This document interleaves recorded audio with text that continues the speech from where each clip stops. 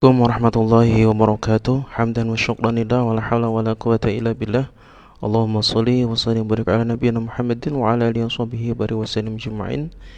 Sahabat rahimakumullah, alhamdulillah pada kesempatan yang berbahagia ini Allah masih mengizinkan kita untuk bertatap muka, berjumpa kembali untuk belajar sedikit dari ilmu Allah yang bisa meningkatkan keimanan dan ketakwaan kita kepada Allah Subhanahu wa taala. Sahabat rahimakumullah, kita akan melanjutkan pembahasan kita yang sebelumnya, yakni masih dari hadis yang sama, al-jannatu mushtaqatun. Surga itu merindukan orang-orang atau golongan ila arba'ati nafarin. Ada 4 golongan yang dirindukan surga.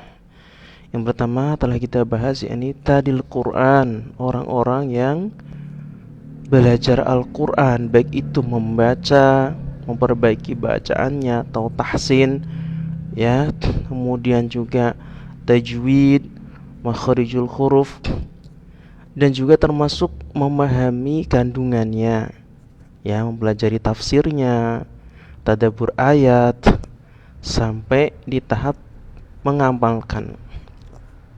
Nah, kemudian kita lanjutkan golongan yang kedua, yakni wahifdil lisan. Siapa itu? Yakni orang-orang yang dapat menjaga lisannya.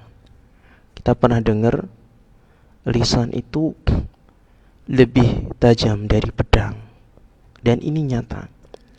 Ada contoh yang belum lama terjadi di dekat saya gitu ya. Ada suatu masjid, jamaahnya ya sudah banyak gitu. Ada dari bapak, kemudian ibu-ibu, anak-anak ada gitu ya.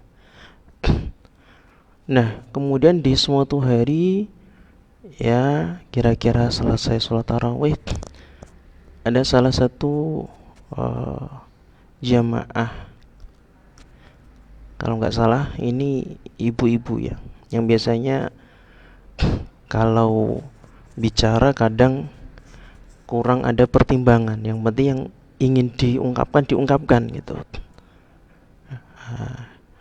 Pada waktu itu diungkapkan, ya tujuannya sebenarnya baik gitu ya, untuk motivasi anak-anak agar ketika TPA itu datangnya lebih awal, tidak sudah mendekati hari baru datang, belum sampai ngaji tapi dapat snack gitu. Ya, tegurannya saya kurang tahu, tapi intinya ketika itu disampaikan, di situ ada orang tuanya, maksudnya ada ibunya misalnya. Nah, ternyata dengan teguran itu, dengan perkataan tersebut, besoknya terjadi perubahan, yakni jamaahnya berkurang, ya, baik dari ibu-ibu, anak-anak itu sepi. TPA mereka nggak datang. Ini karena apa? Ucapan, perkataan, lisan, ya, hifdzil lisan. Makanya termasuk PR kita menjalani ibadah puasa ini, kita bisa belajar menahan perkataan. Fal yakul khairon auliyasmut. Rasulullah sudah berwanti-wanti, ya, pesan pada kita umatnya agar ketika kita bicara itu yang baik saja. Fal yakul khairon, kalau baik ya berkata, bicara gitu, katakan kalau baik. Tapi kalau ketika kita tidak bisa mengatakan yang baik, auliyasmut, ya, yasmut artinya lebih baik diam. Kalau tidak bisa berkata baik, lebih baik diam.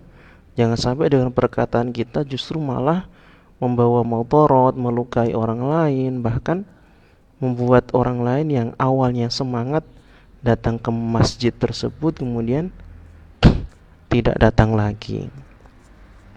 Ini baru contoh ya, masih banyak kejadian dalam kehidupan kita sehari-hari. Intinya semoga kita bisa belajar untuk menjaga lisan kita, dan Ramadan ini berhasil kita untuk bisa membiasakan berkata atau mengucapkan perkataan yang baik, dan juga menjauhi bahkan bisa menyetop perkataan yang buruk.